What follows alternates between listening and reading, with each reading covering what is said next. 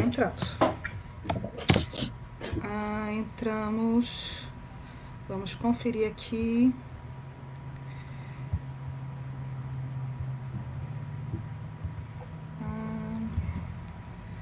Tem link.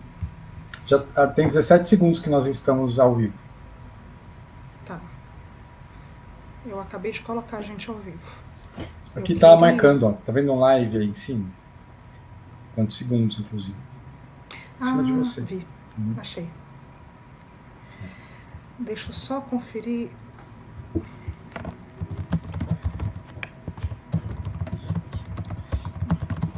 É engraçado porque na outra, no YouTube, no Zoom, a minha câmera é invertida.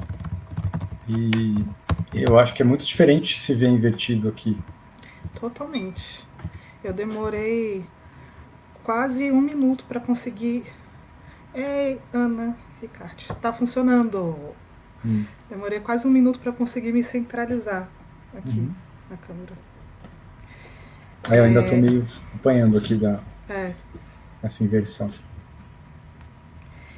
Bem, para quem tá chegando, para quem ainda vai chegar, para quem vai ver gravado também, né? Que a maioria das pessoas deve ver gravado.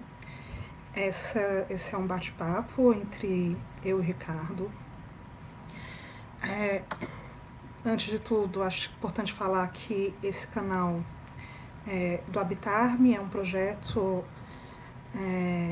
que eu tenho a intenção de falar sobre saúde mental do ponto de vista da psicóloga, eu sou psicóloga clínica e social, e do ponto de vista de cliente de psicoterapia.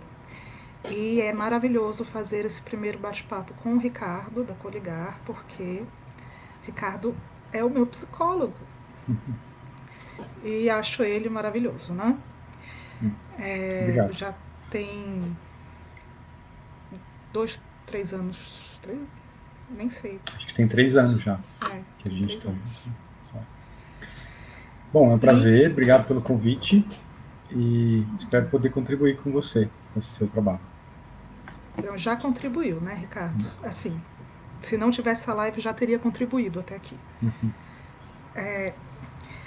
Nosso bate-papo hoje vai ser sobre autoestima, que é o primeiro tema que eu trouxe para esse projeto do Habitar-me, numa perspectiva um pouco diferente, que causou um pouco de centramento, talvez, assim, em algumas pessoas, que é porque eu trouxe essa ideia do desista da sua autoestima. E aí teve um impacto de curiosidade, claro, também, e de um pouco assim, como assim desistir da minha autoestima?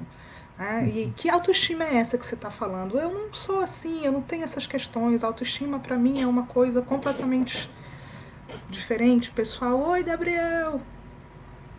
Nunca me deixa falando sozinha, né, amigo? Obrigada. E aí eu estava conversando, eu e o Ricardo, a gente estava conversando e surgiu a ideia de fazer esse bate-papo para aprofundar um pouco nessa questão. Que autoestima é essa? O que significa isso? Qual é esse propósito quando eu falo desista da sua autoestima? E aí o Ricardo também trouxe outros pontos de vista muito interessantes. E a ideia é essa mesmo, bem leve. Quem quiser falar, trazer perguntas, pontos de vistas, a gente recebe todos os comentários aqui. Tem uma história engraçada aí, Natália, que quando você falou, né, desiste da sua autoestima e começou a me explicar, né, o que é que você estava dizendo, e aí a gente teve a ideia de colocar esse bate-papo aqui no YouTube, eu falei assim, não me explica, deixa para me explicar lá, que aí vai ser mais, a dúvida vai ser mais real, né? Sim. Mas eu confesso que eu não resisti, fui ler um pouco a respeito. E eu achei muito, muito interessante assim, a proposta, né, do que está por trás disso que você está propondo. Assim. Ó, a Marcela falou que a gente não está aparecendo aqui. Gabriel, Ana, vocês estão vendo a gente normal? A gente não está aparecendo no YouTube? No link que ela pegou. Deixa eu ver aqui.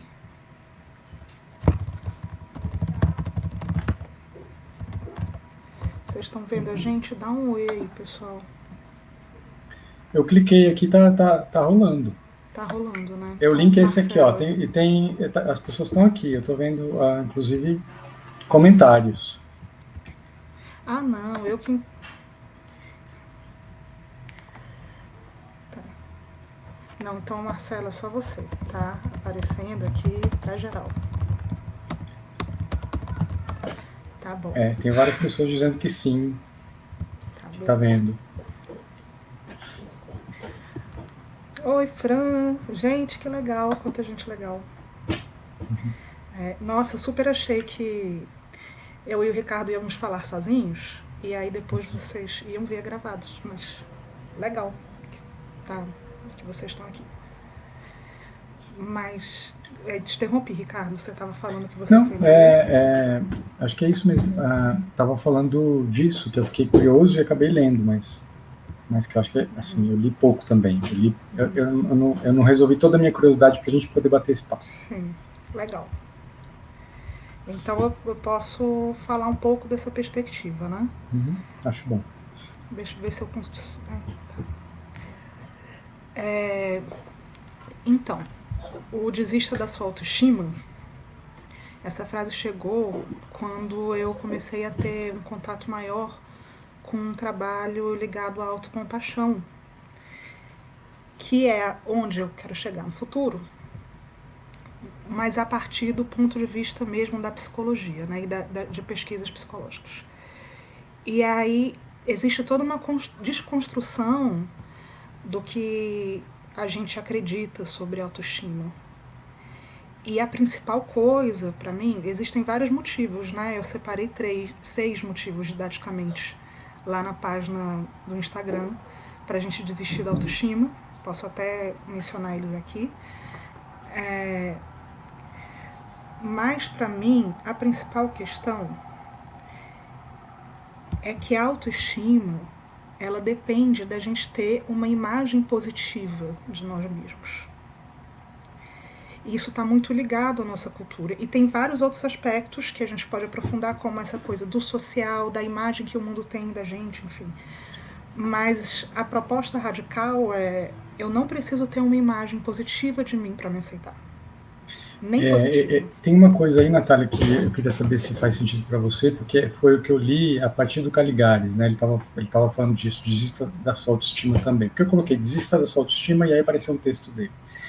E eu achei ótimo o que ele fala, porque ele pontua que a autoestima surge na relação com o outro. Então, assim, se o outro me legitima, se o outro me valoriza, se o outro olha para mim e gosta de mim, eu entendo que eu estou inserido, eu entendo que eu estou sendo aceito, eu entendo que eu estou dentro de um padrão.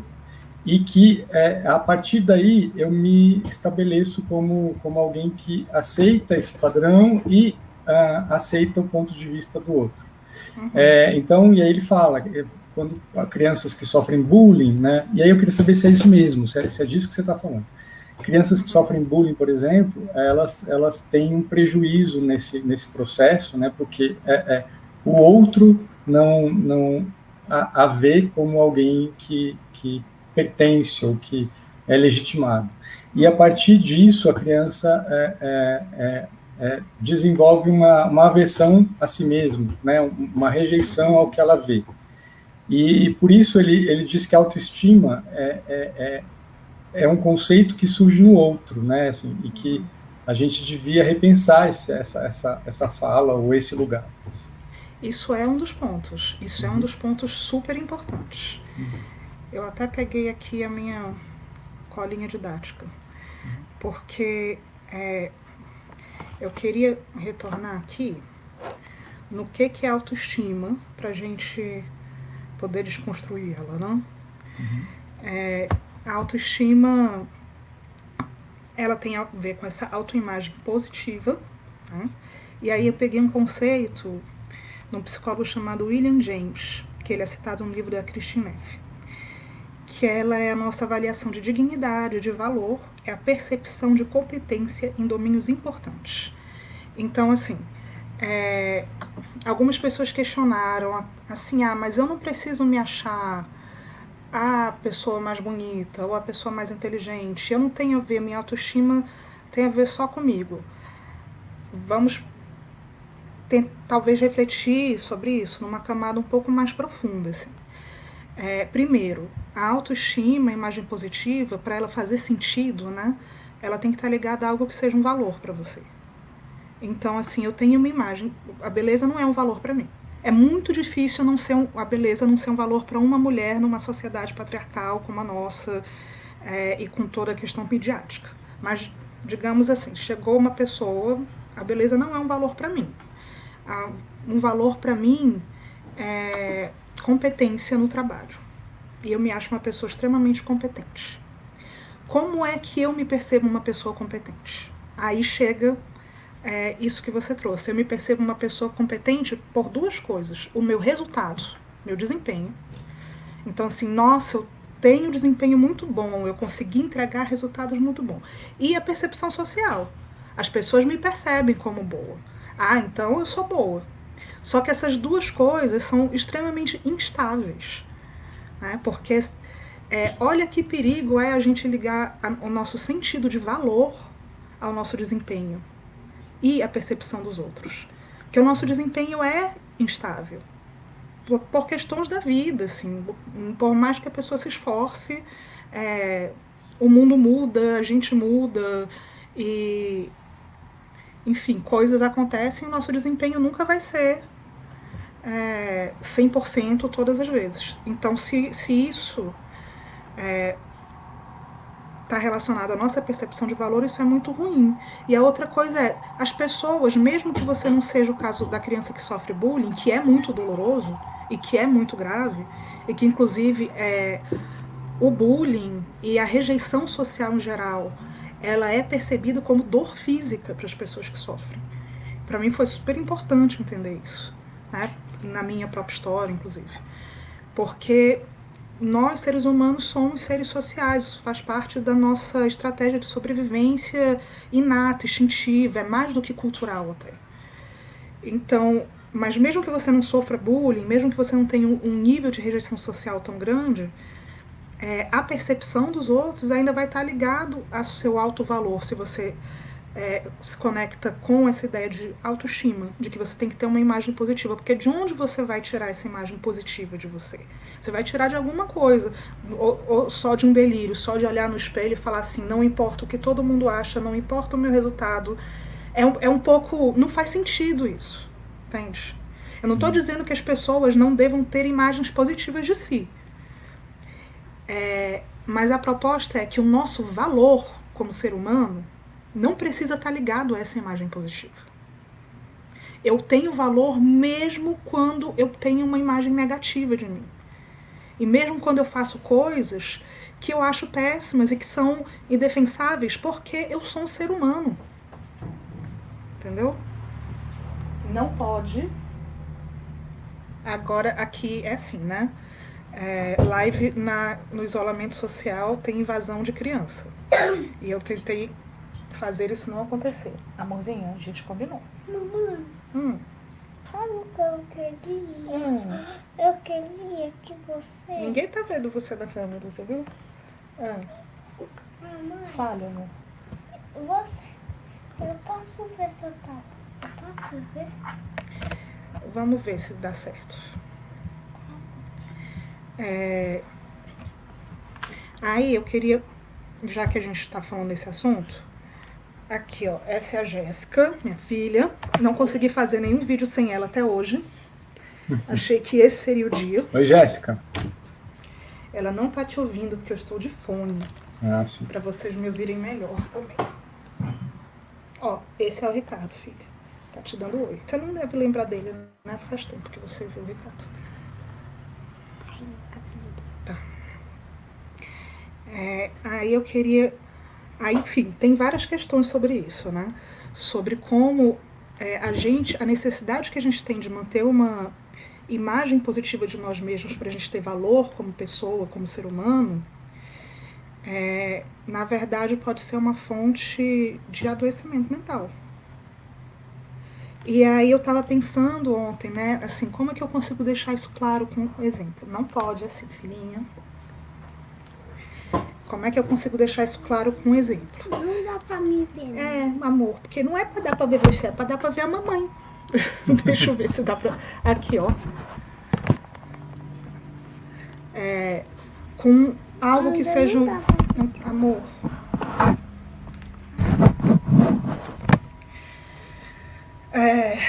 Ó, você não vai poder ficar aqui se você mexer. Então, não pode, tá? Desse jeito não pode. Não pode mexer no computador nem na câmera. Por exemplo, ser uma boa mãe é um valor para mim. Aqui, estamos aqui. Um ótimo exemplo. É um valor para mim ser uma mãe carinhosa e tratar bem as minhas filhas. É um valor, assim, super aceito socialmente, né? Independente se você está dentro dessa cultura de competitividade, beleza, né? Ser boa mãe, né? E eu consigo sempre ser uma boa mãe? Eu consigo sempre manter o desempenho que eu considero ideal? Pode ser que no pacote inteiro eu veja assim, nossa, tá, consigo ser uma boa mãe se eu for pegar todos os meus anos de maternidade, idas e vindas e tal, o meu esforço, o que significa ser uma boa mãe, mas humanamente falando, eu falo isso com toda tranquilidade, porque eu conheço várias mulheres nesse período de maternidade de criança pequena, humanamente falando, vão ter sempre momentos em que eu vou fazer coisas, ter atitudes, que além de me questionar, que eu vou achar, que eu sei que não são legais, sabe? Eu vou achar, não, eu sei que não são legais. E aí o que é que eu vou fazer nessa hora? Sabe? Eu vou falar assim, nossa, eu sou mesmo uma merda. E aí meu valor tá ligado a isso, e aí eu paro de ter valor. Porque a minha autoestima tá ligada a ser uma boa mãe. E aí quando eu me deparo com momentos que eu não sou, eu paro de ter valor. Mamãe, tá indo todo do lado errado. Tá do lado errado, né, filho? O Ricardo também tá estranhando, sabia? E aí, e quando a gente abre mão dessa autoestima e de que eu preciso ter uma imagem positiva de mim para ter valor, aí eu falo, nossa, aí o mundo se abre, na verdade. É muito mais do que uma coisa só. O mundo se abre para eu posso me avaliar com mais clareza. Eu posso olhar para mim e falar, nossa, mas o que eu fiz foi uma merda. Sem que isso signifique que eu perdi o meu valor. Sabe? Sem que isso signifique que eu... sem que isso doa com essa profundidade. Não precisa doer tanto, porque não tá em jogo o meu valor como ser humano. Tá aqui no quarto. Cadê a Jéssica? Vamos. Vem, Jéssica. Agora eu tô no meio da live. Não deu certo. Natália, você quer um tempinho para resolver isso? Não, assim, vamos ver. Se não der certo, a gente dá um tempinho. Mas, enfim, continuando, retomando o pensamento. Aí eu posso me avaliar com mais clareza, eu posso ouvir críticas com mais tranquilidade, sem tentar me defender, sem ser reativa, sem culpabilizar os outros, porque o que está em jogo não é o meu valor como ser humano. E não é que não doa quando eu faço coisas ruins, mas aí entra o processo da autocompaixão, que é o que eu quero falar mais durante esse mês. Que eu posso me amar, inclusive no meu pior. Inclusive é no meu pior que eu mais mereço esse amor. Mas eu vou precisar... Oi, Clá! Eu vou precisar, assim, de um tempinho, tá? Vai lá. E eu já volto. E você fala tá aí bom. que eu já volto. Eu não sei nem o que falar, porque, na verdade, a história é toda sua. Eu confesso que, para mim, ainda está um pouco... eu ainda tenho muitas dúvidas e ainda é estranho substituir a ideia de autoestima. Mas aí quem precisa nos falar é a Natália. O que eu li a respeito ontem e que o Caligares fala, me parece fazer algum sentido, e aí eu preciso aprofundar, é a ideia de que a gente baseia muito o conceito de autoestima na ideia do outro. Então, assim, por que a questão da autoestima é um problema para ele?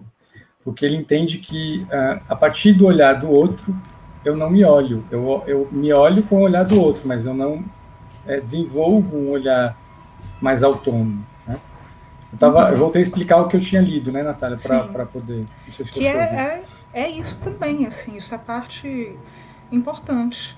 E aí, é engraçado, assim, o meu desafio, eu sinto que com esse projeto Habitar-me, é muito... Meu desafio e meu desejo também é muito provocar a gente para sair dos lugares comuns e dos pensamentos mais rasos, que a gente vai naturalmente, porque é isso, porque a gente é ser humano e faz isso. E muitos deles ligados à saúde mental, então aí às vezes a gente fala, mas autoestima é uma coisa pessoal, é como eu me sinto comigo mesmo. Quem vive num mundo só pessoal é porque já psicotizou, assim. A gente não vive num mundo só pessoal. Eu estava conversando com o Gaiaça hoje de manhã, né? E a gente estava falando disso, assim, que algumas pessoas acreditam mesmo que elas vivem sozinhas. E elas se esquecem que a água chega na casa delas, que a eletricidade chega na casa delas. Então, vive sozinha, mas não vive entendendo que tudo o que chega para ela passou, né? Tem a mão de alguém. Então, esse processo de viver sozinho é uma coisa muito... E a gente não tem como se armar dessa maneira. E aí, isso é dito tanto pelas ciências sociais quanto pelas biológicas, inclusive, que tem sido os meus últimos estudos, surpreendentemente, porque eu nunca fui muito para essa área, mas tanto a gente é construído pelo olhar do outro, e a gente sabe disso pela sociologia e psicologia e antropologia, né? A cultura nos constrói, quanto a gente é construído pelas nossas relações num nível biológico, cerebral, animal, instintivo, mamífero. A gente precisa das nossas relações para sobreviver. Então, por mais antissocial que você seja, né, por mais eremita que você seja, você achou maravilhoso, né, Vika, essa imaginação. Vou mandar ela invadir aí sua casa para mim, tá? Por favor. Por mais retraído socialmente que você seja, o olhar do outro também construiu quem você é. Né? Inclusive porque a gente não sobrevive sem esse olhar. O bebê humano não sobrevive sozinho. Então, a gente é construído desde do nosso mais recém-contato do mundo também pelo olhar do outro. Não dá para dizer assim que não importa o que os outros pensam de mim. O que dá para dizer é que sim, eu sei lidar, eu tenho estratégias para lidar com o que os outros pensam de mim. Eu aprendi, né? Eu desenvolvi essas estratégias, né? E aí pode ser, e aí as estratégias podem ser várias, né? Se você está no paradigma da autoestima, aí você está assim, pode ser você acha que eu não sou linda, mas eu sou linda sim, olha só, né? Não estou nem aí pro que você pensa. Pode ser uma estratégia, mas outra estratégia pode ser tudo bem, eu não preciso ser linda, sempre. Ou tudo bem, eu consigo me ver com mais clareza, porque o meu sentido de valor não está ligado ao meu desempenho. Inclusive, eu posso ser nada, que aí eu não sou budista, mas eu não sei se a Vivian está aqui, ou a Amanda. Alguém falou de budismo aqui. Autoestima é sinônimo de ego, que nos aprisiona. Então... eu não sou budista, mas eu tenho gostado muito desse conceito, assim, que Roger já trazia também, não precisa ir para o budismo e nem para as terapias da terceira onda, que a gente não é, que a gente está, que nós somos um processo. Né? Então eu não preciso me aferrar a nenhuma qualidade da minha autoimagem para ser digna de amor e para ser digna de amor próprio. E aí sim, aí faz sentido para mim de que esse é um direito meu inalienável. Esse amor próprio, que não está ligado à ideia que a gente vende de autoestima. E por mais que cada um acabe construindo os seus conceitos na sua cabeça e tal, porque é o que acontece com conceitos muito difundidos,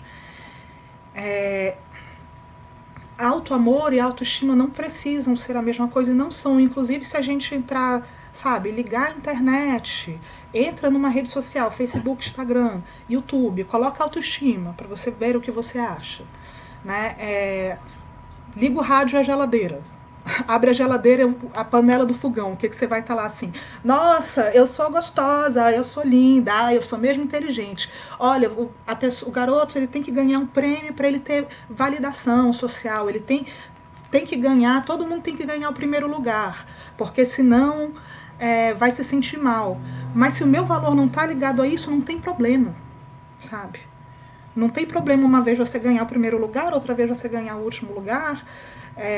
Não que eu seja fã desse incentivo à competição, não é isso de forma nenhuma, mas a gente tem esse aspecto da competitividade, é real também. Mas se o meu valor não está ligado a isso, não importa se eu tirei em último lugar. Porque se eu tirei em último lugar, eu posso olhar para mim e falar assim, tudo bem, não? Eu sou um ser humano. Eu lembro que, desculpa se eu falar demais, você me interrompe, tá, Ricardo? Que você Claro, sabe claro. que às vezes... Estou lendo aqui o que as pessoas estão escrevendo pra gente. Pois é, se amar com todos os erros e acertos é muito uma proposta da autocompaixão, que inclusive a autocompaixão traz isso, que eu sou humana e a minha conexão com a humanidade. Eu lembro que antes mesmo de eu entrar em contato com esse conceito, eu tinha comentado com uma amiga minha, a gente estava fazendo uns estudos sobre arquétipos psicológicos, uma coisa assim, e aí eu falei para ela, eu acho que parte da minha cura e desenvolvimento pessoal tem a ver com aceitar a minha mediocridade. E eu acho isso há muitos anos. Então, tudo que faz com que eu me sinta mais integrada em ser humana e menos especial, é como se me dá uma sensação instintiva de que é para lá que eu vou. Assim. Porque o sentimento de né, precisar ser especial, ele divide muito a gente, né?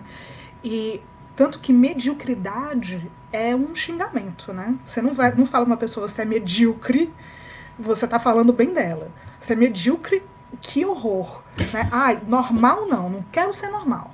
Eu sou alguma coisa especial, sabe? E, na verdade, para mim, pelo menos, tem sido muito transformador e curador ser bem medíocre, assim, sabe? Cada vez mais puxar meu olhar para isso. Assim, eu acho, né, que assim, medíocre você não é, mas eu entendo que, assim, todos temos os nossos lados, né, muitos lados. Então, assim, assim, acho que aí é uma questão de não quer dizer que eu sou medíocre, quer dizer que eu tenho um lado medíocre e que eu aceito esse lado. Medíocre porque esse lado não me totaliza, né? Porque assim, a gente está pegando medíocre como exemplo, mas outros tantos lados são as minhas partes, mas o todo não é só a soma dessas partes, né? Ele é muito maior do que isso. Então, eu acho importante só pontuar isso, porque é interessante a gente poder aceitar também as nossas piores partes. Porque as nossas piores partes, junto com as melhores partes, dizem, né, quando a gente soma, né? Quem eu sou? Eu sou a soma dessas partes e mais do que isso. Eu tenho pensado muito no medíocre como eu sou plenamente humano. Nas práticas autocompassivas, na última postagem, já estou dando spoiler, tá, gente? Na última postagem lá do Habitar-me, do mês de setembro, eu vou colocar algumas práticas autocompassivas que são do site da Christine Neff, então quem quiser já pode até olhar lá, tá em inglês. Mas entre essas práticas tem as afirmações autocompassivas. E eu nunca fui chegada muito em questões de afirmação, porque teve todo aquele boom das afirmações positivas, né? Se olhar para o espelho e falar assim, eu sou linda, eu sou boa, eu sou inteligente, o que na verdade dá uma sensação horrível para mim de fraude. Mas as afirmações autocompassivas para mim caíram como uma luva, que eu estou passando por um momento difícil e dói mesmo. E eu sou humana. Eu não sou a única a passar por esse momento. É uma afirmação. A primeira de reconhecimento. Cada um pode, né, fazer como quer, mas a primeira de reconhecimento do que está acontecendo, né? O que está acontecendo? Eu estou com raiva, eu estou com dor, eu estou triste, eu estou de luto. Nossa, eu estou. E reconhecer é difícil. E aí a segunda é... E eu sou humana. E eu não sou a única pessoa a passar por isso. Eu não vou ser a primeira, não vou ser a última. Isso é humano. Essa parte pra mim é tipo... da fórmula que mais assim, gente... porque às vezes a gente se sente mais especial. Às vezes a gente se sente mais especial não porque a gente se sente melhor, mas é porque a gente se sente pior. Eu sou tão especial porque eu sou pior que todo mundo. Não tem ninguém nesse mundo que consiga ser tão lixo quanto eu. Isso também é uma forma de se sentir especial, sabe? Uma forma muito ruim. Mas você se destaca, né? Você sai, tipo, eu sou humana, eu sou só mais uma. Todo mundo sofre. Pode não estar sofrendo por isso, pode não estar sofrendo agora, mas sofrimento é inerente à vida, à condição humana, a estar vivo. Né? E negar isso é uma negação da vida. Assim, a dor existe. Né? A fome, a frustração de expectativas, desconforto físico, desconforto emocional, isso vai existir, está fora do nosso controle. Hoje eu estava vendo um vídeo de DBT, desculpem meus amigos da psicodinâmica, eu não estou traindo ninguém, mas eu estou gostando das análises do comportamento da terceira onda. E aí o instrutor falou assim, né, que parte é aceitar que a vida é perfeita. Eu não concordei com essa frase, eu entendo o lugar de onde ele vem. Mas eu substituiria por aceitar que a vida é incontrolável. A vida é incontrolável. Antes, durante e depois. Em todos os momentos. E como é que eu vou sobreviver à vida incontrolável? Eu vou sobreviver me agarrando a pequenos pedaços frágeis de segurança? Porque é isso que a autoestima é. Eu vou, assim, não, tudo bem, a vida é incontrolável, mas eu tenho esse valor. Ou eu tenho mecanismos que eles conseguem fluir mais com a vida. Né? Tipo assim, a vida é incontrolável e tudo muda, e mesmo quando ela é difícil, eu posso me dar amor. Sabe? Eu posso aceitar, eu posso... Porque é outra ilusão essa de que a gente se conhece, né? Porque, na real, a gente sempre pode se surpreender com a gente mesmo. Eu acho, Tara, que a gente vai se conhecendo e se desconstruindo e se reconstruindo e conhecendo novas partes sempre, né? Não tem fim, né? Sim. Não tem como. Acho que assim, enquanto a gente está vivo, a gente está se descobrindo. Até porque se a gente parte do pressuposto que eu sou um processo, né? Que eu não sou o que eu estou, a gente está sempre descobrindo. Eu faço terapia desde que eu tinha 6 anos de idade. Imagino o que seria se eu não fizesse. E um dos momentos mais chocantes na terapia com você foi um dia que você falou assim pra mim, Natália, eu acho que você não se conhece muito. Eu fiquei assim, como alguém ousa falar isso pra mim? Foi assim, olha aí, minha autoestima ligada a, posso estar fodida, mas eu tenho muito autoconhecimento. E realmente, você tinha razão, eu não estava conseguindo me ver naquele momento pelos apegos que eu tinha à minha autoimagem, à pessoa que eu achava que eu era. Eu não lembro qual foi o contexto, então fica difícil falar. Não, você estava cuidando de mim, né, Ricardo? Você estava falando... Mas o que eu entendo é que, acompanhando você nesse tempo, assim, é muito gratificante, eu diria, olhar para você agora, neste seu momento, porque eu vejo esse momento como um momento de alguém que desabrocha, né, de alguém que se aceita, que se assume e que se aceita desse lugar. Não, assim, não quer dizer que eu sou perfeita e não sou, e acho ótimo não ser. E eu acho isso muito eu entendo esse seu momento como um momento de alguém que está mais inteira, né? Alguém que está mesmo num lugar de, puxa, olha, a vida é um presente, né? Essa minha relação com essas coisas todas e com as minhas dores também é um grande presente. Né? Porque tem os momentos, né? É um processo. E aí tem momentos que... o que é lindo desse processo que eu tô amando e desse processo do autocompaixão é que tem momentos que volta, né? Nossa, mas que merda, mas eu sou uma fraude, mas eu acho que eu tô tão bem, eu tô tão mal. Só que aí a autocompaixão, ela dá aquele estalo que me permite ver assim, tudo bem eu me sentir assim. Tudo bem, eu não preciso ser perfeita, nem em sustentar a minha perfeição. Tá tudo bem, sabe? Tudo bem Tem uma existir. coisa que eu queria provocar você, porque quando você fala em autocompaixão, surge em mim, mas aí é uma coisa minha, surge um incômodo. Acho que eu falei isso para você em algum momento, né, Sim. antes da gente entrar. Mas não porque eu não acredite, ou sei lá, não valorize a compaixão, mas porque eu acho que, assim como a autoestima, a gente tem muitas distorções na nossa sociedade quando a gente fala em compaixão, né? E aí eu penso que a gente está falando de amor próprio, né? Eu amo alguém, não quer dizer que eu amo alguém que é perfeito. Quando eu amo alguém que também erra, que também pisa na bola, que também é um processo, né? Amor é uma construção que não tem fim também, né? A tecer o amor, né? É preciso tecer o amor. Então, eu não sei como é isso para você, mas acho que talvez seja importante eu também. Acho que é importante mesmo falar de compaixão nesse sentido, porque me deu também um desconforto quando você me trouxe um desconforto. Quando foi engraçado, a pessoa que me indicou esse livro, não sei se ela disse que ia passar aqui hoje, a Marcela. Quando eu vi, eu falei assim, eu vou ler porque ela está indicando. Que o título, Autocompaixão, pare de lutar com você. Uma coisa assim, uma cara de autoajuda, inclusive. Que eu falei, gente, não é possível que esse livro vai ser bom. Mas eu devorei o livro, eu achei ele incrível. E aí, realmente, a compaixão, ela é mais um desses nomes que viram qualquer coisa, né?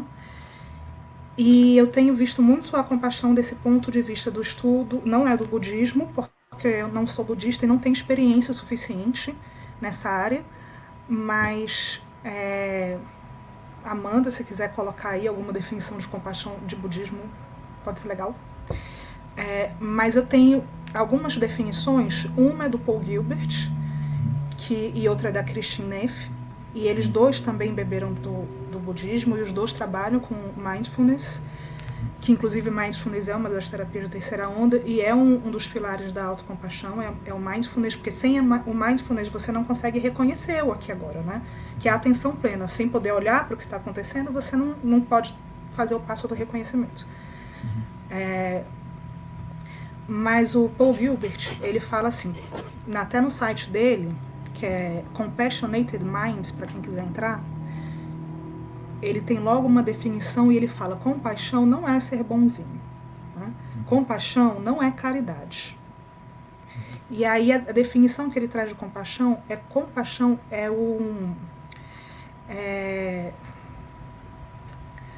ai gente, vou roubar, mas assim, não estou lembrando a palavra exata que ele usava, mas uma percepção, é o se incomodar, o se importar com o sofrimento seu ou do outro e se comprometer na busca de aliviar este sofrimento.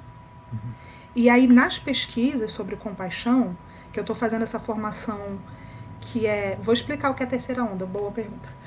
Eu estou fazendo essa formação de TFC, que é terapia focada na compaixão, que foi criada pelo Paul Gilbert. Está sendo incrível e nunca pensei que eu fosse, né, não me sentia chamada nem pelo nome compaixão, nem para o budismo, nem para a terceira onda de terapias comportamentais, mas fui para lá. Então, precisa desse compromisso de aliviar o sofrimento do outro. E nas pesquisas feitas sobre compaixão, o principal sentimento não foi gentileza, o principal núcleo, o núcleo da compaixão, o sentimento núcleo. Gentileza é uma parte da compaixão, mas o núcleo da compaixão é coragem. E está muito ligado ao trabalho também da Brené Brown sobre vulnerabilidade. Então, são coisas que estão muito interligadas também. Então, a compaixão, ela não é empatia também, que ela é muito associada à empatia. Inclusive, a empatia, desse ponto de vista, né, dos estudos da psicologia mais recentes, ela pode causar muitas vezes a fadiga empática, que é você estar sofrendo muito pelo outro, e isso pode gerar burnout nos profissionais de cuidado, especialmente de saúde mental. E a compaixão é de um outro lugar, que é um lugar muito de aceitação.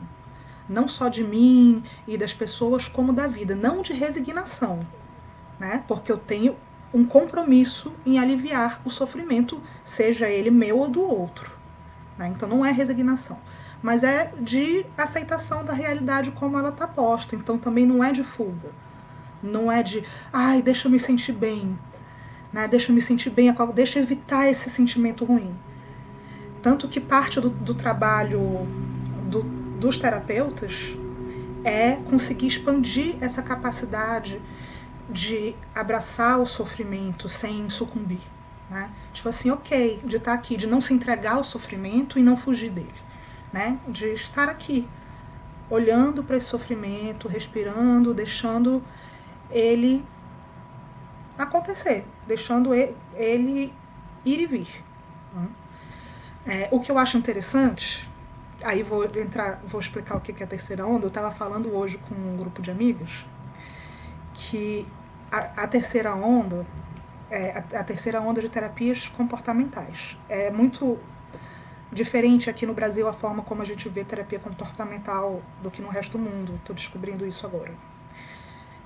E agora que eu estou estudando mais essa parte das terapias cognitivas comportamentais, ou também terapias contextuais, né, que se chamam, aí eu vejo que as pessoas que desenvolveram essas linhas, elas foram sábias de conseguir beber várias fontes das psicodinâmicas, e eu reconheço das psicodinâmicas e das humanistas e das fenomenológicas, e eu reconheço muito da Gestalt em muitas abordagens da terceira onda, só que elas uniram a metodologia comportamental de intervenção, mas com muitas das bases teóricas e filosóficas que a gente de humanista e terceira onda, e psicodinâmico e fenomenológico, a gente já tinha. Assim. Então, por exemplo, para eles, né, quem vem do comportamental, a novidade é falar de dialética. A gente só fala de dialética desde o dia 1. Né? Para mim, a novidade é que a dialética pode comportar esses procedimentos mais verificáveis, né? De resultados mais verificáveis. Isso é interessante.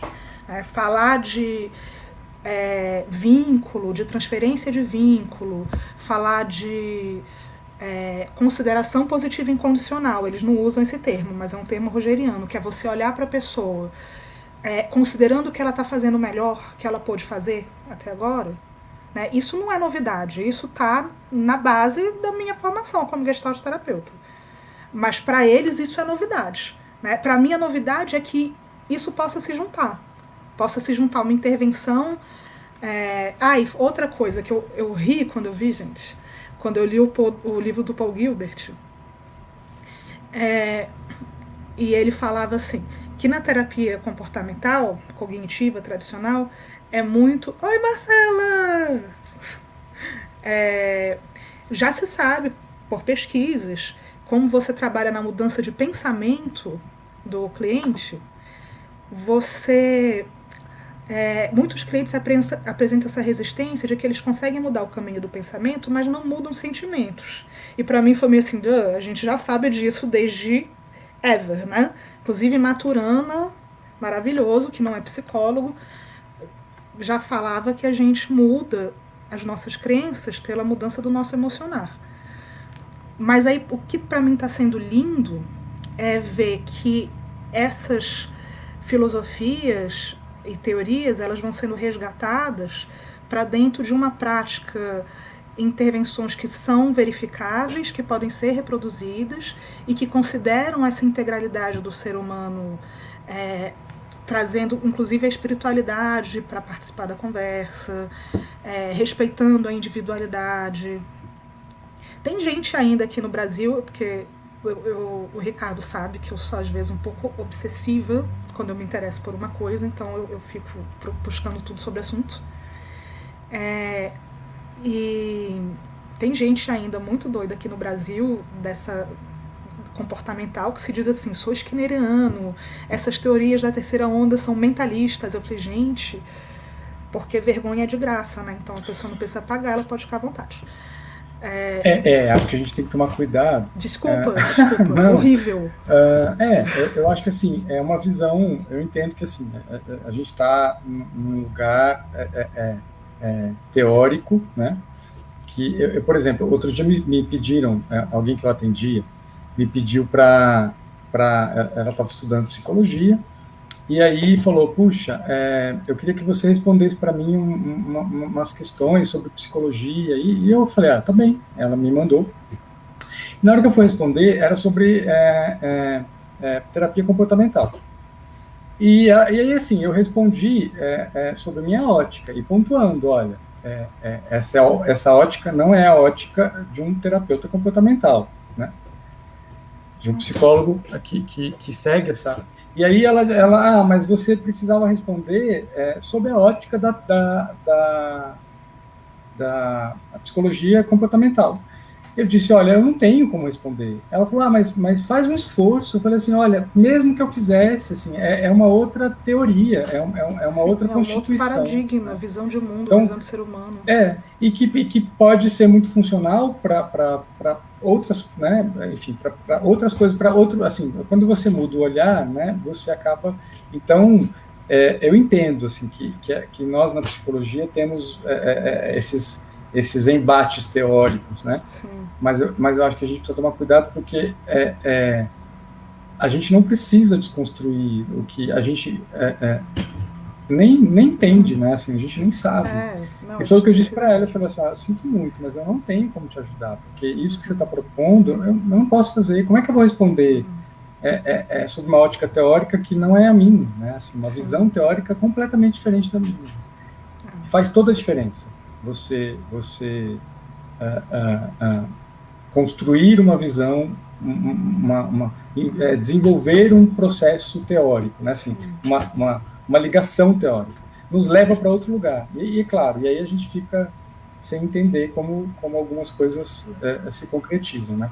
Mesmo se a gente for falar de psicanálise, por exemplo, várias questões da psicanálise são muito pontuais para a psicanálise e fundamentais para a psicanálise. E eu posso até não gostar, né? Mas... eu tenho me sentido muito atraída mesmo pela terceira onda, mas, por exemplo, eu me sinto muito essencialmente gestalt terapeuta. Não sei nem se os gestalt terapeutas iam concordar comigo, né?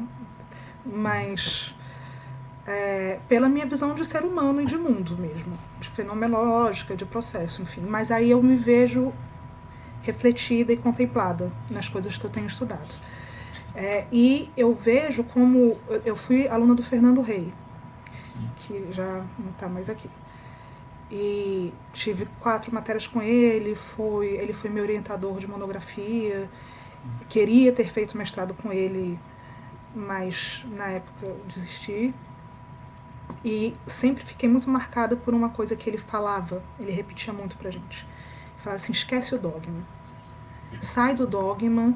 E eu lembro quando a gente falava de sensibilização, né,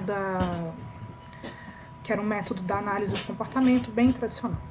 E ele falava, isso é um instrumento, isso pode ser usado em qualquer abordagem. Sai do dogma e vai para prática. Então, por exemplo, eu sou gestalt terapeuta e estou fazendo a formação em TFC. O meu professor, que ele é líder da formação na Espanha e daqui na América Latina, eu vi que a formação dele é em psicologia transpessoal. Assim. Então... Eu acho isso tão legal na psicologia, sabe, Natália? Primeiro que, assim, a psicologia é uma ciência em construção. E enquanto o ser humano existir, a psicologia será uma ciência em construção. Eu penso que, assim, nós sabemos muito pouco sobre nós mesmos e sobre as nossas possibilidades. A gente está o tempo inteiro revendo, o tempo inteiro reeditando o que a gente vive, né, a nossa vivência nesse mundo. Se a gente, eu brinco que, brinco não, eu vi uma coisa outro dia que diz que todo texto tem um contexto, né? Não dá, a gente nasce inserido já numa história, né? Num momento histórico, e esse momento histórico nos influencia, esse recorte do tempo nos influencia, ele nos marca, ele acaba nos determinando, mesmo que a gente não aceite a ideia de que alguma coisa nos determina, é diferente, assim, eu nasci neste momento da humanidade, então eu certamente vou perder muitas coisas, eu já perdi muitas coisas e irei perder outras, então eu penso que assim, quando a gente abre um pouco essa questão da psicologia e assim e aceita que temos novas coisas surgindo, novos olhares, novas propostas, e que é natural que a gente então eu penso que assim engessar a psicologia seria colocar o pássaro na gaiola, né? Por que eu coloco o pássaro na gaiola? Para controlar, para me sentir mais seguro, mais pobre do pássaro. Acho que a proposta nem... E aí eu acho legal quando você traz essa terceira onda e faz essa relação dessa terceira onda com a Gestalt, que é a sua base teórica, né, onde você se sente mais segura para atuar. Eu entendo que assim, é legal quando você faz essa ponte e diz, olha, isso aqui me ajuda a entender isso aqui melhora a minha relação com a Gestalt, isso aqui melhora a minha relação com as pessoas que eu atendo. Então, eu entendo que essa ponte não tem fim. E eu acho que a gente realmente não precisa ficar preso na ideia de que, então, eu deixei de trabalhar com Gestalt porque eu agora gostei de uma coisa. Não, sabe? Esse olhar, né, que me isso dá uma base. Isso tem sido um tema de debate. Em alguns grupos que eu participo, com algumas colegas de profissão, isso tem sido um tema de debate grande. E até assim, tipo, meu Deus, comportamental, você... E eu fico olhando hoje para trás, na faculdade, tinha muito debate sobre isso na faculdade, e eu lembro de professores que falavam, gente, eu sou professora de comportamental e a minha irmã é professora de Gestalt e a gente não se mata, não.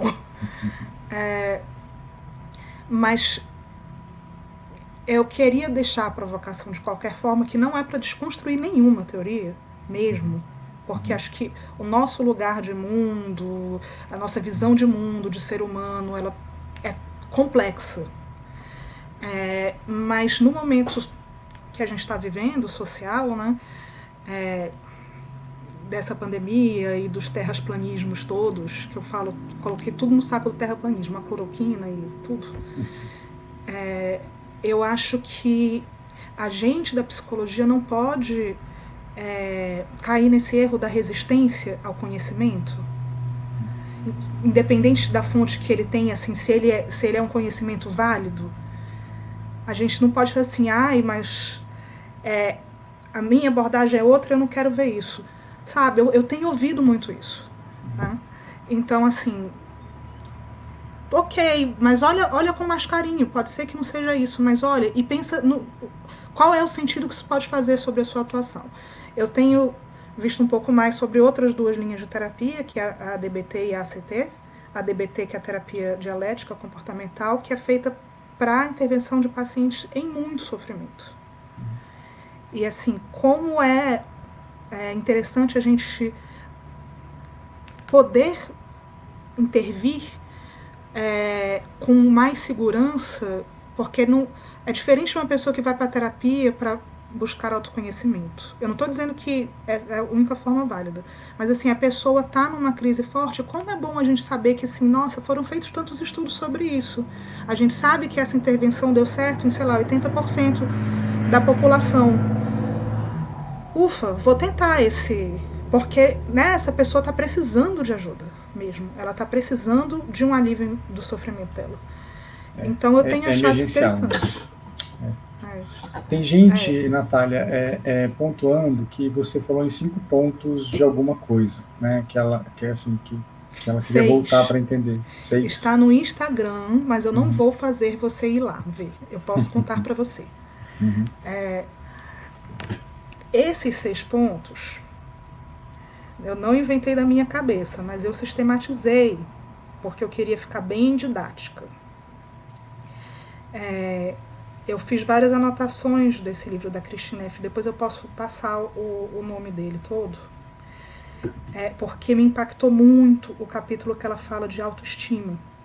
Então, eu fui marcando cada uma das críticas que ela fez à autoestima e englobei em 6 grandes tópicos. E porque aí minha jogada aqui para chamar a atenção das pessoas para o assunto, que é desista da sua autoestima. Porque a pessoa tende a olhar quando ela vê uma coisa dessa, nem que seja para falar, nossa, essa mulher tá doida. Então, motivos pelo qual eu acho que você deveria desistir da sua autoestima. Primeiro motivo é que ela é instável. Então, o que isso quer dizer? Isso que é o que eu e o Ricardo estávamos falando no começo da live.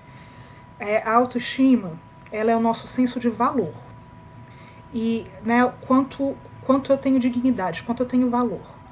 Se o meu valor está ligado à autoestima, ele está ligado ao meu desempenho percebido naquilo que tem valor para mim. Então, vou usar um exemplo muito fácil, que é da aparência física. Principalmente para as mulheres na nossa sociedade capitalista e midiática, consumista, patriarcal. Eu me acho uma mulher bonita, os outros me acham uma mulher bonita, então eu tenho valor. Então a minha autoestima está alta, eu tenho valor. Só que a beleza é subjetiva e as coisas mudam.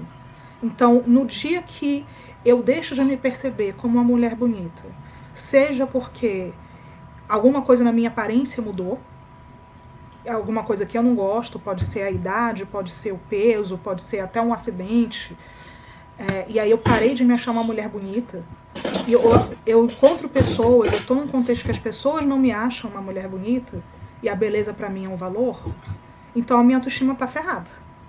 Porque aí o meu valor, que depende de ser uma mulher bonita, porque isso é importante para mim, já não existe mais. E isso é instável, vai sempre ter.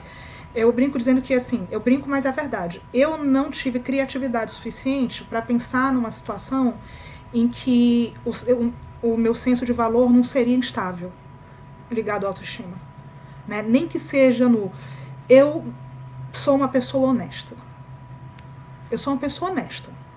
Meu senso de valor está ligado a ser honesto. As pessoas me percebem como pessoa honesta. Mas e quando eu não sou? Porque eu sou infalível? E quando eu faço uma coisa? E aí, gente, desculpa a palavra, eu sei, é live, não dá pra editar. Todo mundo tem momentos em que falha com o próprio senso de moral, porque a gente é humano, sabe? Ou então, assim, eu nem falho, mas o mundo ao redor começa a pensar que eu não sou.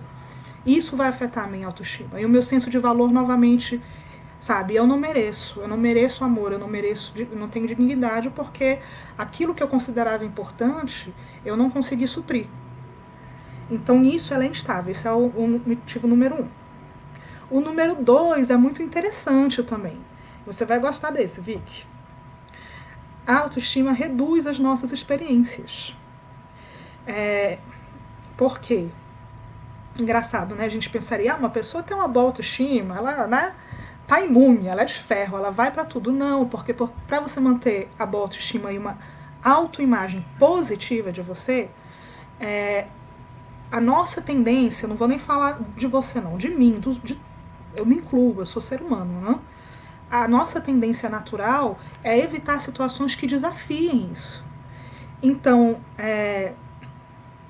já tem estudos que mostram que pessoas com autoestima elevada, elas tendem a ficar entre pessoas iguais a ela, entre pessoas semelhantes. Isso para mim parece muito lógico, porque o diferente descentra, o diferente às vezes rejeita a gente, Então eu fico no meu núcleo. O Facebook, ele é a maior prova disso, o algoritmo em que a gente só fica na nossa bolha, que eu adoro, por sinal, não estou dizendo que é uma coisa totalmente ruim, mas reduz nossas experiências.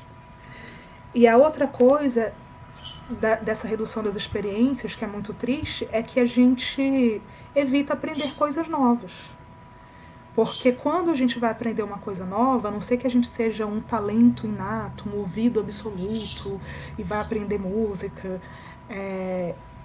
a gente erra muito. Né? A gente é muito ruim. E pode demorar muito para a gente ficar bom. E se o nosso senso de valor está ligado ao nosso desempenho, a gente não quer se ver muito ruim, porque isso dói. Então a gente para de aprender coisas novas. Terceiro ponto, estou fazendo isso com os dedos para ficar didático a divisão no futuro. Ela é uma fonte de auto-engano. Eu não posso me olhar com clareza se eu só tenho valor quando eu tenho uma autoimagem positiva de mim. É difícil eu encarar as minhas falhas e receber críticas, porque se essas críticas são reais e se eu falho, então o meu valor está em risco. Então eu não tenho valor, eu não mereço amor. Tem outro estudo, eu vou citar, tem 2 estudos aqui, que a Christine Neff cita, né? Um com estudantes universitários que tinham boa autoestima, considerados, né? Eles fazem testes para ver essa questão da autoestima, e que se avaliaram em uma série de características interpessoais, e todos se avaliaram super bem. Né? Nossa, eu sou acima da média. Né? Em convivência, em sei lá mais o que, não gravei, mas está no livro dela, vocês podem conferir essa biografia. E aí depois avaliaram, pediram para os colegas de quarto deles avaliarem eles. E nenhum dos colegas de quarto confirmou essa avaliação. Todos os colegas de quarto deram notas medianas para eles. Né? Tipo assim, vocês são só tipo, igual a todo mundo, não são muito melhores. E aí, enfim, as pessoas com autoestima elevada tenderam a ter dificuldade de olhar de forma realista para as suas características, o que é compreensível, não quer dizer que sejam pessoas fora da curva, monstruosas, não. É compreensível, óbvio. Né? E todos nós não, né? Mas muitos de nós temos, eu sei que eu tenho dificuldade de olhar para mim de forma mais objetiva e mais isenta. Porque eu ainda estou nesse processo, inclusive, de entender que eu mereço amor quando eu não sou o que eu gostaria de ser e quando eu não atendo às minhas expectativas. E aí, isso automaticamente leva para o quarto, que é a fuga das nossas responsabilidades. O que a gente faz para evitar olhar para essas partes?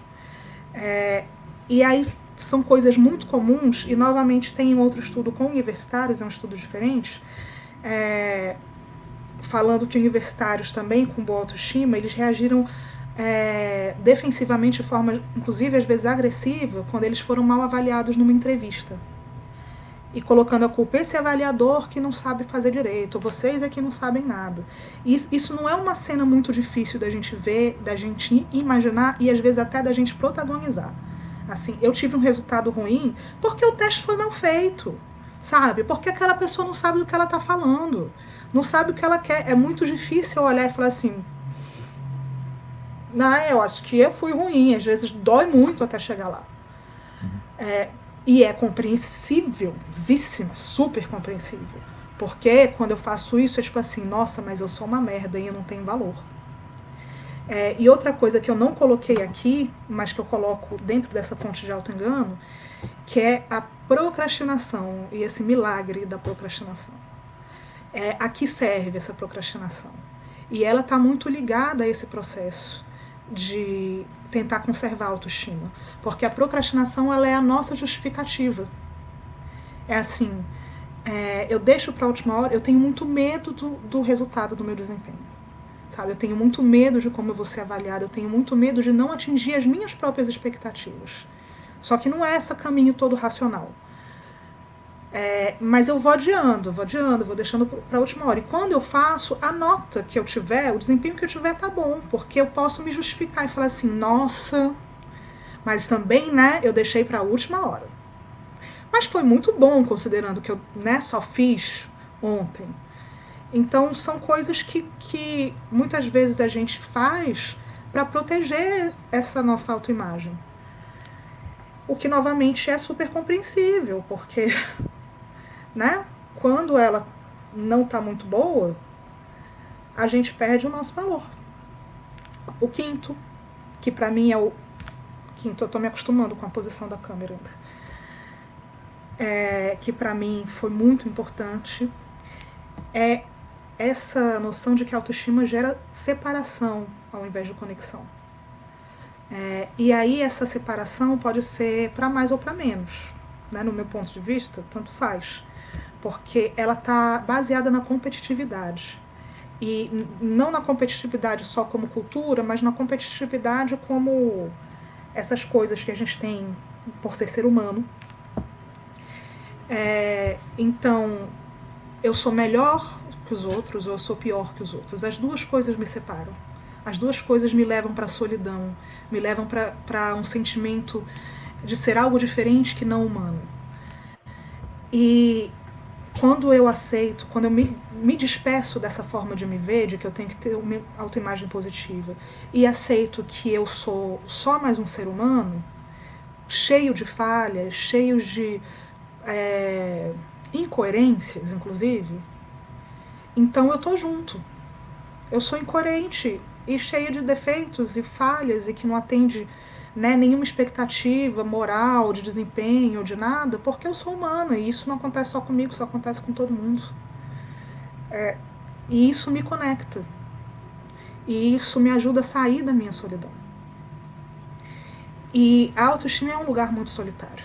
Seja para cima ou para baixo. Seja porque eu estou sozinha no pódio, eu sou tão bom e isso mantém a distância emocional dos outros, ou porque eu sou tão ruim e ninguém é tão ruim quanto eu.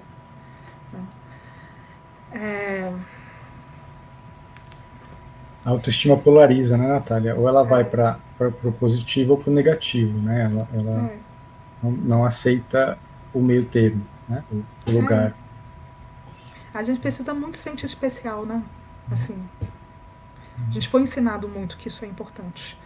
E a gente fala tanto das princesas dos filmes da Disney, só antes de chegar no sexto, né, do feminismo e das princesas. Olha os exemplos que as princesas dão.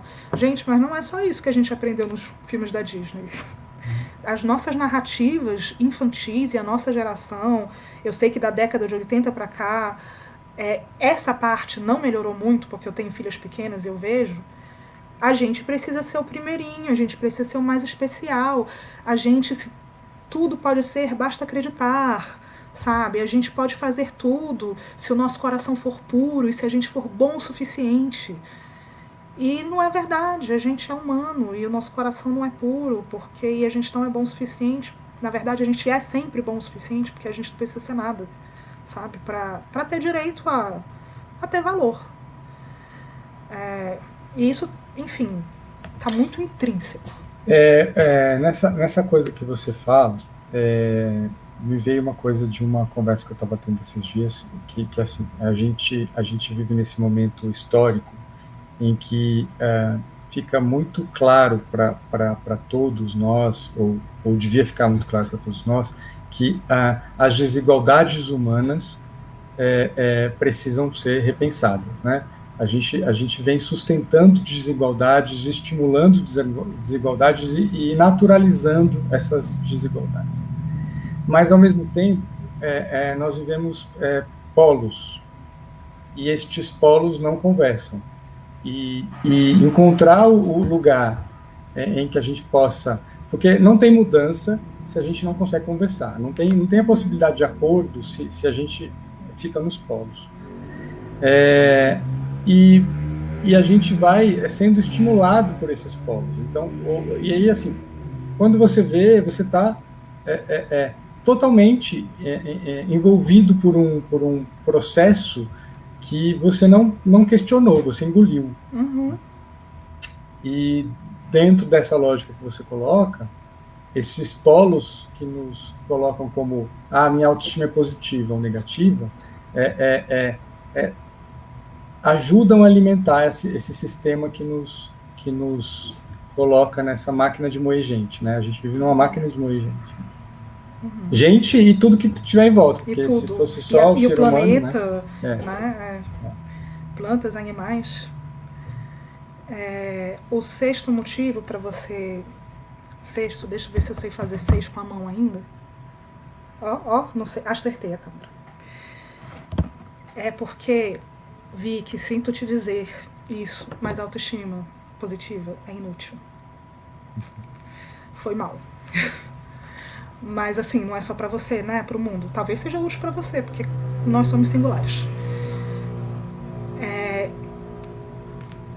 Costumava-se acreditar que autoestima positiva protegeria as pessoas, principalmente crianças e adolescentes, durante o seu desenvolvimento,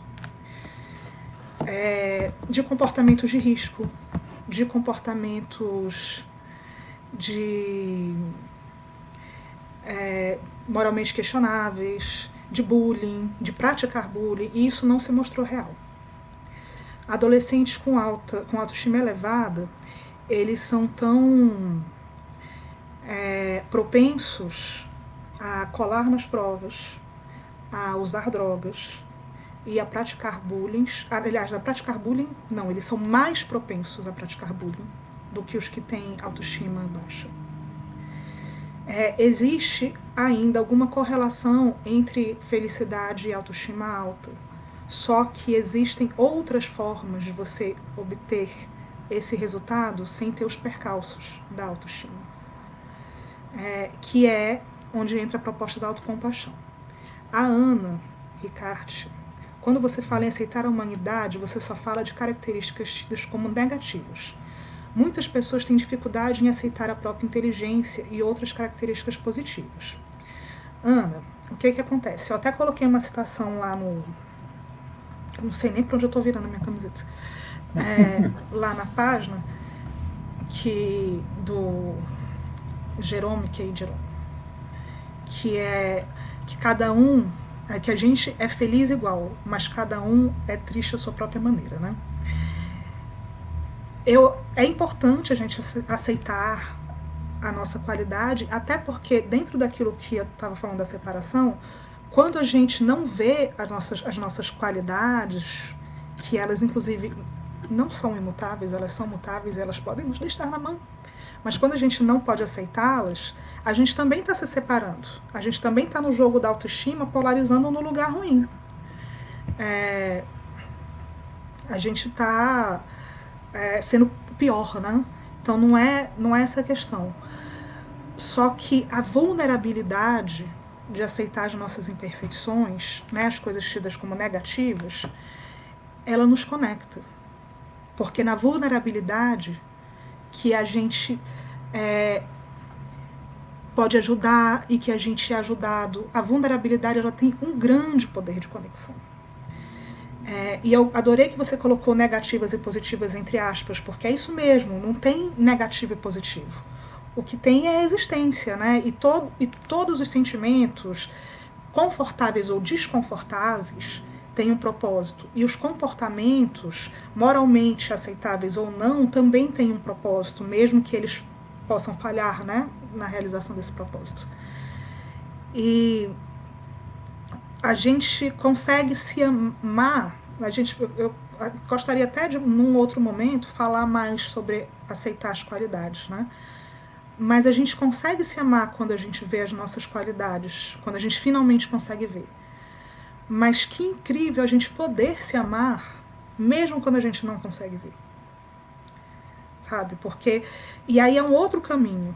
Porque a gente não precisa ficar se convencendo ou convencendo a pessoa que está na nossa frente de que ela é sim boa quando ela não se acha boa. Tá? Porque, tipo assim, ok, mas eu não me acho. Vai ser bom ela passar por um processo de se encontrar com isso. Mas você não precisa ser boa para ser amada. Você não precisa ser bom em nada. Sabe? Ser amada, pelo menos que seja só por você, é um direito seu de estar viva. E tudo bem. Tem uma coisa aí, né, Natália? Não tem uma explicação que justifique por exemplo, por que eu amo a minha filha? Né? Só porque ela é minha filha? Só porque ela nasceu de mim? Então isso significa que, a partir disso, o amor, essa ideia de amor incondicional, né? Olha, eu posso, inclusive, ter dificuldade para assumir que eu não amo a minha filha, né? E sofrer muito com isso. Amor não é um lugar lógico, matemático, calculável, E é difícil para a gente, né? Porque a nossa tendência é calcular, medir, então colocar, isso aqui é positivo, isso aqui é negativo. E a gente vai sendo estimulado mesmo a tratar o mundo com essa polaridade, né? Se você não vê o mundo como eu vejo, você não serve para mim. Eu não quero mais brincar com você. E nessa de não querer mais brincar com você, o meu mundo vai ficando um lugar mais seco, mais árido, mais pobre, inclusive, né? Pobre no sentido de sem diferença, né? E a gente vai reproduzindo, sem perceber, né, a lógica que nos cerca. Obrigada a você pela sua pergunta, Ana. E obrigado pela presença de todos, né? Sim, nossa, tem 13 pessoas ainda com a gente, vocês são demais. Eu estou tão feliz. Porque eu sempre falo, né, que eu tenho medo de ficar falando para as paredes. Então somos 15. Nossa, demais. Incrível. Eu não sei se eu entendi a sua pergunta, Fran. Aprendemos que a autoestima elevada nos ajudaria a não sucumbir perante a validação alheia. Isso é uma falácia? Agora eu acho que eu entendi.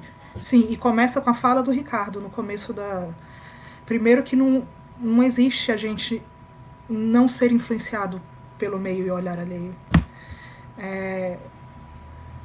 E a autoestima, pelo contrário, ela só não...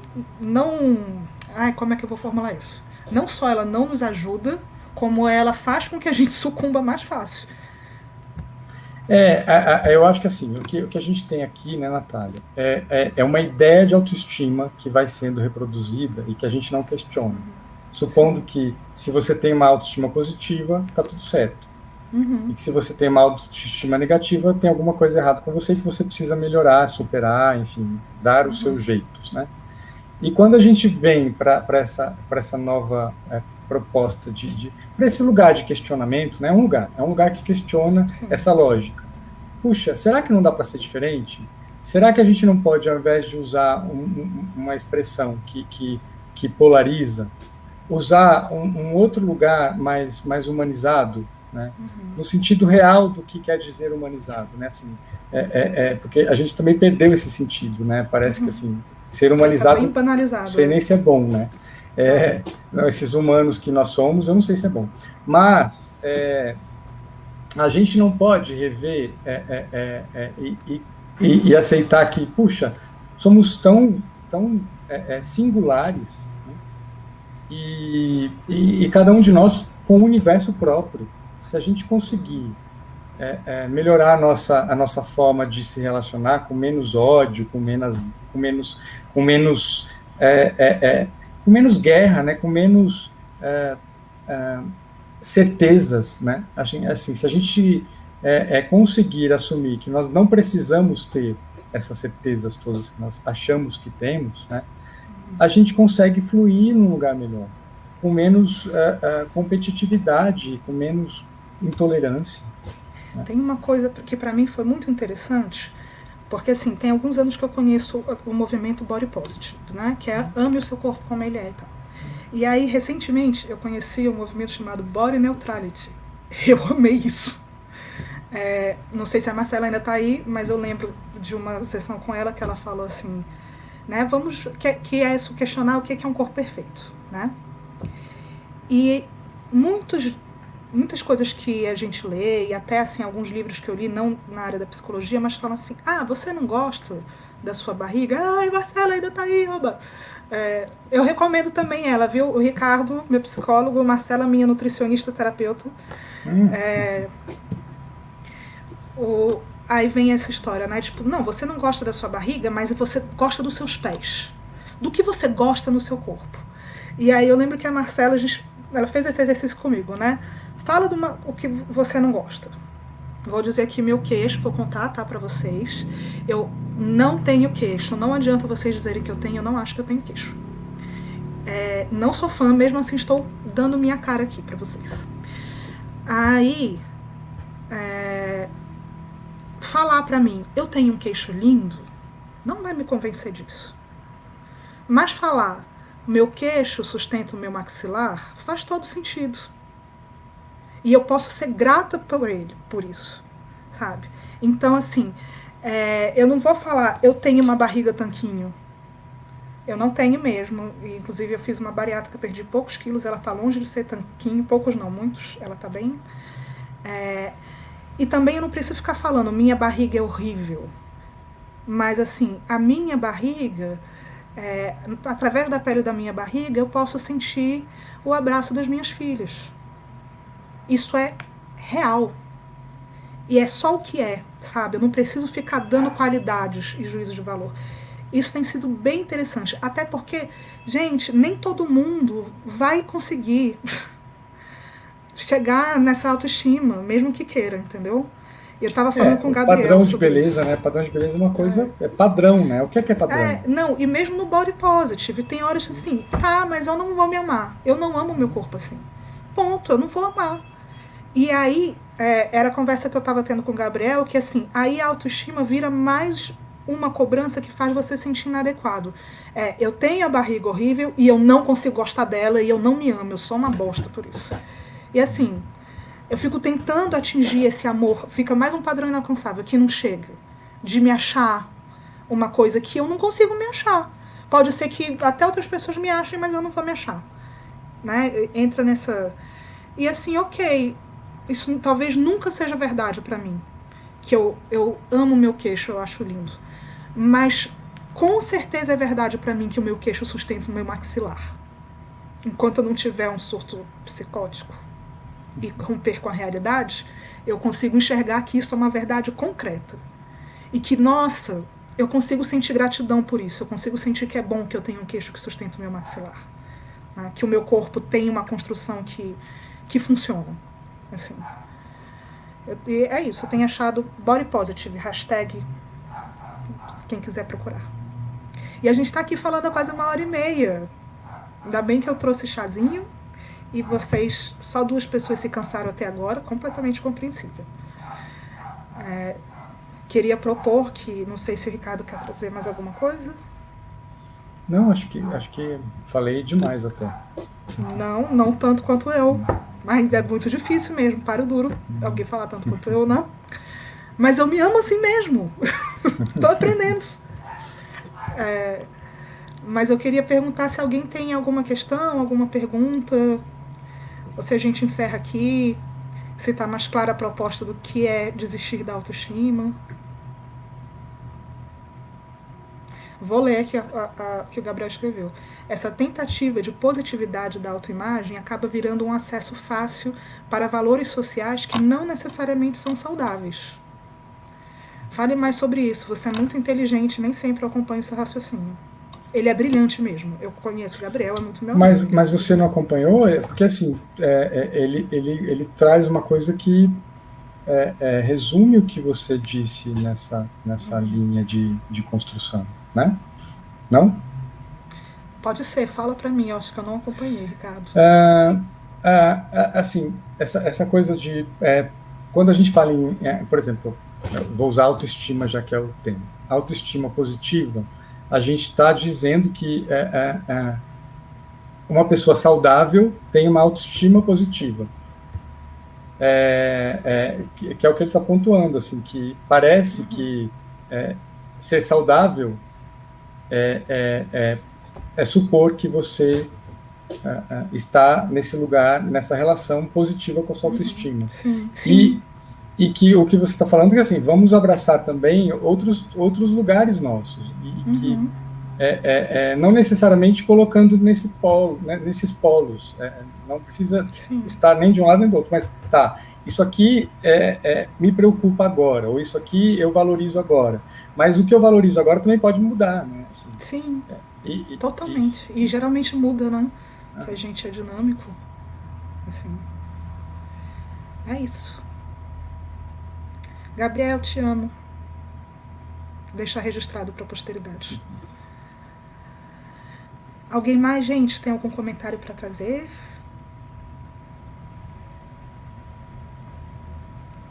Não? Olha, eu preciso dizer que vai ser difícil não falar de autoestima no consultório a partir daqui. Assim, vai ser difícil falar e vai ser difícil não falar. Eu vou tentar reeditar a minha fala. Eu sei. Mas a partir daqui, como é que eu vou tratar essa questão? Assim, porque a gente... Outro dia eu estava vendo um vídeo da Rita Von Hunt, e todo mundo que me conhece sabe que eu adoro. E Eu ela, também sou fã, ela dos fãs jogou da uma Rita. bomba que eu falei assim, meu Deus do céu, como é que eu nunca tinha pensado nisso? Isso é tão, né? Mas aquela história mexeu comigo, assim, me desconstruiu de uma forma tão interessante. E aí ontem eu estava vendo uma live do Eduardo Moreira com o Gregório do Vier, né? E ele estava falando disso, assim, que nesse momento de pandemia ele tem visto umas coisas e que tem várias bombas que caem na cabeça dele e é isso, né? Eu acho que essa é outra. E é uma positiva, né? Assim, a partir daqui eu vou pensar em como trabalhar isso de uma forma menos polarizada. Essa coisa que nós chamamos de autoestima, Sim. pode ter outro nome. Queria trazer aqui o comentário da Clá, que eu acho que é uma coisa importante. Nath, quando a pessoa aceita tanto as suas imperfeições que não acha necessário modificar comportamentos, mesmo causem prejuízos em suas relações. Eu sei um pouco do que você está falando, e a autoestima, sim, desconstruir a autoestima e a autocompaixão é um paradigma que não necessariamente responde a tudo, mas vamos pegar um exemplo de uma pessoa que nas suas relações próximas provoca muito sofrimento aos demais. Isso não significa que ela está sendo autocompassiva com ela mesma. Inclusive, é mais fácil que ela tenha uma boa autoestima. Porque, assim, a autocompaixão, ela nos permite que a gente olhe para os nossos defeitos com mais clareza, mas não que a gente ocupe um lugar de vitimização. Pelo contrário. Né? Porque quando a gente tem o compromisso de alívio do sofrimento, meu e dos outros, significa que eu posso olhar para as minhas falhas com o comprometimento de buscar caminhos para fazer melhor. Então, assim, se eu estou machucando muito as pessoas que estão ao meu redor, e eu não quero fazer contato com isso, e eu não quero modificar isso, não é porque eu estou sendo autocompassiva e me aceitando. São outros processos envolvidos. Pode até ser porque eu preciso me agarrar a essa autoestima e entrar em contato com essas falhas dói. E eu não quero fazer isso. Ou entrar em contato com a necessidade de mudança de comportamento dói e eu não quero fazer isso. Ou podem ser outros motivos, porque não é a autoestima que responde tudo. Mas tem um trabalho muito interessante com o parceiro de trabalho da Christine Neff, que é o Chris Gardner, eu acho, que é um trabalho de autocompaixão para grupos de homens. Porque que tem comportamentos mais agressivos. Eu estou usando esse exemplo porque tem um viés de gênero, né, às vezes, nessa... Não é que mulheres não sejam agressivas, a gente é bem capaz de ser agressiva. Mas tem, às vezes, um viés de gênero nesse comportamento de desrespeito e de causar prejuízo nas relações. A gente, como mulher, é muito ensinada a ser boazinha. Isso se sustenta em estudos, inclusive sobre autocompaixão. Inclusive, eu gosto muito do livro da Chris Neff, porque ela fala disso, que as mulheres, estudos sustentam essa teoria de que nós, mulheres, tendemos a ser mais compassivas com os outros e pouco compassivas conosco mesmos. Fez sentido? Só dá assim, respondi ou não teve nada a ver com isso que você perguntou? Você tá aí? Pra mim fez sentido. Tá. Tem um delay do áudio também terrível, né? Lá no YouTube, porque eu e o Ricardo, a gente está conversando em outra plataforma. O livro! Deixa eu pegar aqui o nome. Gente, olha, o nome. Autocompaixão. Ele é muito ruim, tá? Então, se vocês puderem superar o nome, vale a pena. E a Marcela conhece esse trabalho bem mais que eu, que foi ela que me apresentou, está aqui. Ela disse até que tem ela já mostrou que tem gente, um workbook com os exercícios. Tá, tô digitando aqui o nome do livro. Autocompaixão. Pare de se torturar e deixe a insegurança para trás. Até parece, né? Que eu vou deixar a minha insegurança toda para trás. Seria mais, eu acho que, inclusive, não, esse não é o título do livro em inglês, tá? Porque, assim, na verdade, faria mais sentido e aceite a sua insegurança como ela é. Né? Aí a Marcela, põe o título do workbook aí, Marcela, se você tiver a mão, né? Que aí a galera já pode falar. Como é isso, né? Assim, eu jamais compraria esse livro por esse título, assim. Preconceito, mas ao mesmo tempo, assim, o risco da tradução, né? Assim, como se a gente não, o que a gente está propondo, né? Com essa tradução, fica parecendo mesmo um livro de autoajuda, né? Total. E tem até, eu só vi o comecinho da palestra da Brené Brown, que eu tô doida para ver lá na Netflix. E o comecinho é só ela mostrando as capas que colocaram no livro dela, pelo mundo. Você viu esse? Aí tem um que é assim, uma criança chorando com ursinho. Aí tem outro com a coragem de ser vulnerável. É um elefante andando numa corda bamba. Que ela falando, gente, nada disso tem nada a ver, não me representa. Mas é isso, né? Como os outros leem. E por isso que eu acho importante a gente falar de saúde mental, dos lugares que saem do sentido comum e fazer essas provocações do desista da sua autoestima, sabe? Pra gente parar de tentar buscar essa conexão rasa de resposta pronta, que na verdade só confirma geralmente o status quo e as coisas que podem estar contribuindo para o nosso adoecimento, né? Enfim, é isso, gente. Acho que é isso. Você acha que é isso também? Eu acho, te agradeço pelo convite, pela conversa, pelo esclarecimento e por todas as dúvidas que surgiram e que eu suponho que me farão buscar novas formas de ver tudo isso. Ó, a Marcela colocou aí, Manual de Mindfulness e Autocompaixão, o workbook. Tem grupo, tem workshop online, workshop reduzido. Eu, inclusive, me inscrevi para fazer o do Conecta Mindfulness com a Érica e com a Paula. A Érica do Conecta é a líder da formação em Mindful Self-Compassion aqui no Brasil. E eu agradeço demais, agradeço muito você, Ricardo, por tudo, né? Assim, por tudo, os últimos 3 anos. Foi um olhar compassivo importante na minha vida. Um olhar compassivo em momentos de muita dor. Parte desses momentos que eu decidi abrir para o público, online. Então, quem quiser saber, pode ir lá ver semana que vem. E agradeço muito todas as pessoas que compareceram hoje e vocês que vão ver depois também, por não me deixarem falando com as paredes. Um motivo bem egoísta. Eu agradeço porque vocês me ajudam a não me sentir sozinha, solitária. Agradeço muito por essa humanidade que a gente compartilha, por essa companhia, nessa busca de entender melhor e de se desconstruir para se reconstruir, né? Especialmente os amigos, especialmente as pessoas que ainda não são amigas, mas que vão ser no futuro, quem sabe. E grato pelo compartilhar, né, Natália? O que você traz pra gente, eu acho que Enfim. Minha necessidade de conexão. É isso. Gente, então, 1h30 aí, somos guerreiros, minhas filhas também. Vou lá com as guerreirinhas.